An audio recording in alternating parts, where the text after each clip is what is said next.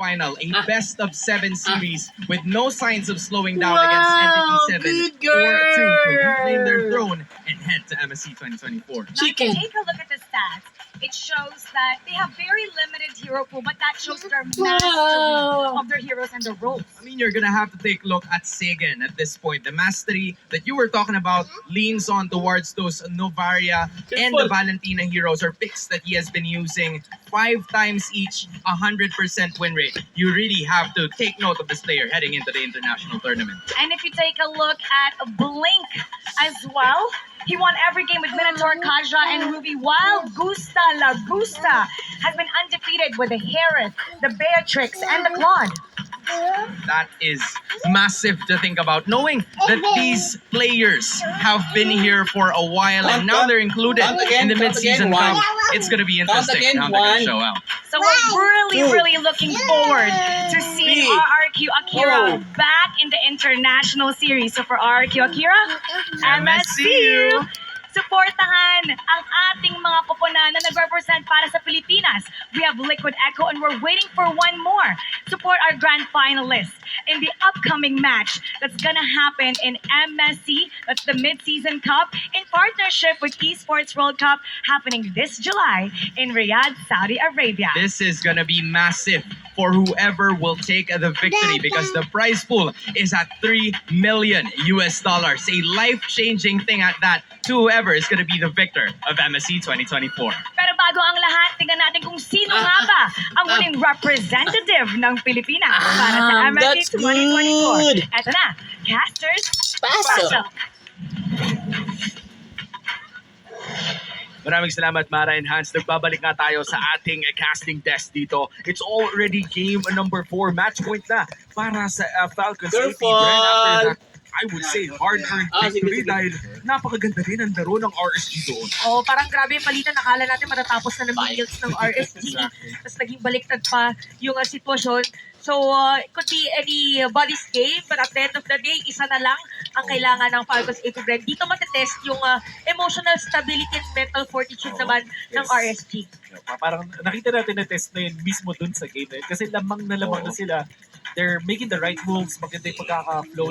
Sarap! Pero may Chicken! ginawa din yung Falcons AP Brand dun sa pinakahuling Lord that's nagulat dun yung RSG. Yun yung sinabi natin na slow push nila yung top lane. At dahil nga sa pagkapanalo ng Falcons AP Bren ay match point na sila. At kayo ay pwede rin manalo dahil available na ang live stream viewer rewards ng MPLPH. Halika't manood ng MPLPH sa TikTok para makasali sa Good Bag Lottery at magkaroon ng chance na magtagumpay. Para makasali punta sa TikTok at punta si MPL Philippines sa TikTok channel, i-click ang ating official live stream at i-tap ang top left corner para makasali. At ayan, sana tama ang ating top left ha. Dito ang top left natin. Click nyo na ang live stream rewards natin. And for the series, 2-1 na ang ating score. Again, this is a best of 5. Kaya naman match point na ang Falcons AP Bren. Ang RSG Philippines ay kailangan ng gumapang ng 2 games tuloy-tuloy na panalo. And I think this is very high pressure for RSG Philippines dahil sila din ang isa sa mga talagang gustong makaisa pa sa MSC, especially now. Let's look at the draft from game number 3. Gusto ko rin lang balikan, no? Beautiful combo para sa Carmilla. Maganda talaga. Oo. Na-mention din ng analyst natin yung Carmilla plus the Faramis. Tapos Carmilla Claude. In fact, yung mga heroes dito ng RSG nakaglue doon sa Carmilla, which is, I would say, genius yung pagkaka-draft sequence dito para nasagot talaga.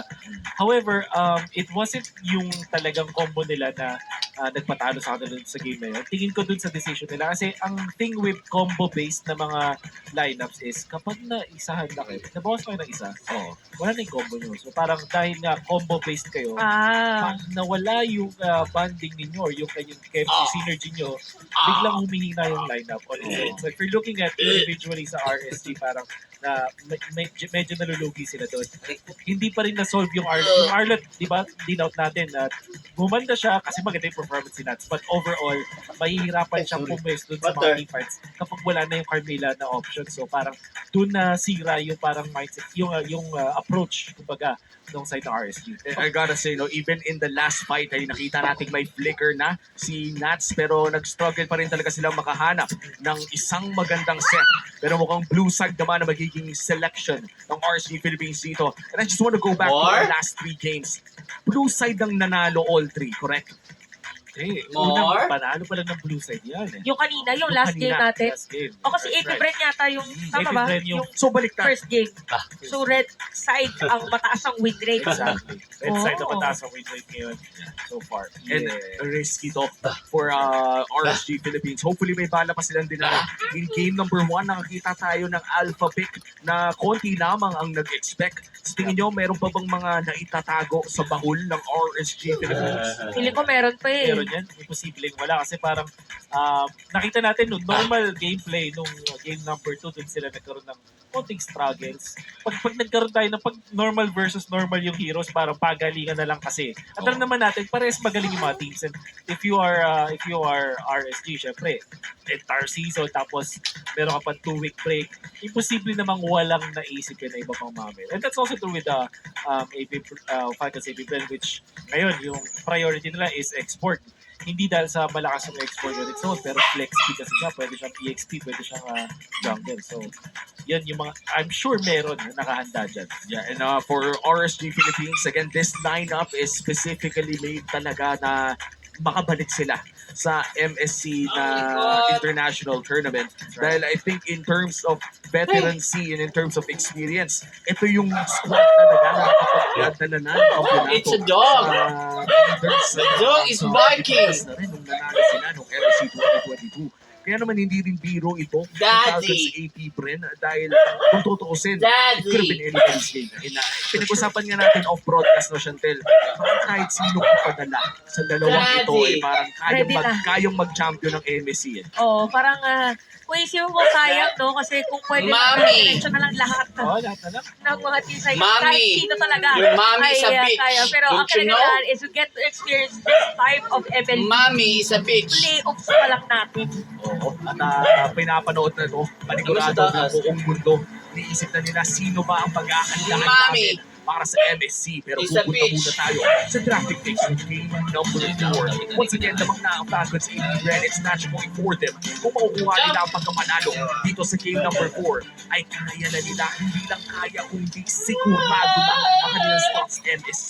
Pero kung Raiders ka naman, ay gugustuhin mong bumawi, one game at a time. Is going to be the Matilda na ban.